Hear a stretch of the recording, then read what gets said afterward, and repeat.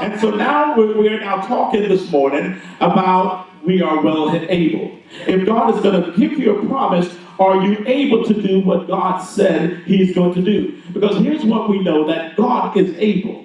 Amen. There is no question in our mind that God is able to do what he said he's going to do. The question is, do you see yourself as able to do what God has to do? Amen. Now let's turn now to Numbers chapter 13. The book of Numbers chapter 13.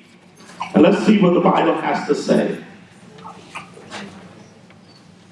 And here we're now in a situation where the children of Israel, they were about to go into the promised land. But Moses sent out 12 spies to spy out the city, to see is it what God said it was.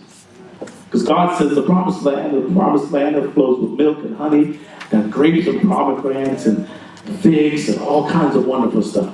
Houses that you haven't built. So here they are moving into God's promise. So he made a promise that they're about to move into the promise of God. The Bible says that Moses sent out spies, and they came back in about verse number 26. They came back, and the Bible says that they looked at the people and said, the people who live here are powerful people. I mean, the cities are fortified, and they're very large, in verse number 26. And so, as a matter of fact, we saw descendants of Anak there. The Amorites, they are right there. The Hittites are there. The Jebusites, the Amorites. They start talking about all the folks and the reason why we can't do what God says we can do.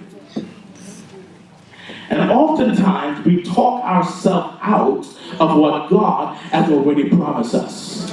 And so they began to list all of the reasons why they can't. And verse number 30 says, then Caleb silent the people before Moses and said, we should go up and take possession of this land, for we can certainly do it. Yeah. Hallelujah. And so Caleb now declared that we can do it. Verse number 33. Now after Caleb said that, they began to say, no, we can't do it. We can't attack those people. Verse number 31. They're stronger than we are. And they spread among the Israelites all kinds of bad report. It's amazing. Have you ever met David Downers in your life? You done told them that God's going to do wonderful. Well, I don't know. You don't have a degree. You don't have that. What makes you want to think that God's going to do that in your life?